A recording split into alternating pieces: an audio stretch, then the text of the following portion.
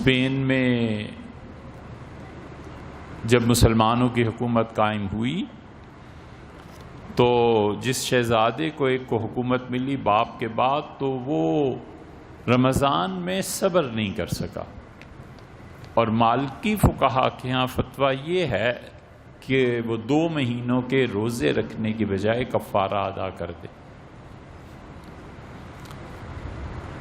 تو مدونۃ الکبریٰ کے جو مصنف تھے، بہت بڑے آدمی، اسد رحمۃ اللہ علیہ، اسد کا مقام مالکی فقہ میں اتنا ہی بڑا ہے جیسے امام محمد، امام ابو یوسف رحمۃ اللہ علیہ کا، کہ اسد ابن فرات اتنے کمال کے آدمی ہیں کہ انہوں نے حنفی فقہ کے اصول پر مالکی فقہ کو ڈھال کے نافذ کیا تھا اسپین میں، فرانس۔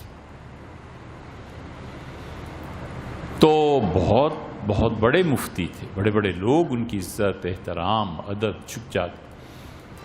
تو جب تشریف لائے دربار میں تو شہزادے نے یہ مسئلہ پوچھا کہ مجھ سے یہ غلطی روزہ رکھ کے ہوئی ہے، تو انہوں نے کہا 2 مہینے کے روزے رکھو۔ اس کا حضرت بعض مفتی حضرات نے فتویٰ دیا کہ میں کفارہ، ان کا کوئی کفارہ نہیں، 2 مہینے کی سیدھی طرح روزے رکھو بس۔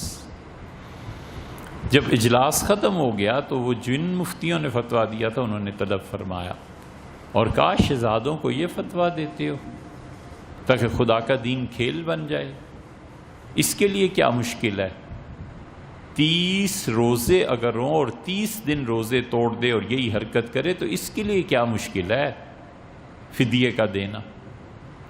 ہم کیوں نہ اپنے حکمرانوں کو فتوے کے اس معیار پر لائیں جہاں خدا کا خوف پیدا ہو اور پتہ ہو کہ اگر کوئی غلط کام کریں گے تو اس کی سزا بھی ملے گی۔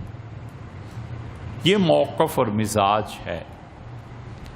تو اس لیے بادشاہوں کا کھیل نہیں ہے خدا کا دین، فتویٰ اپنی جگہ پہ قائم ہے۔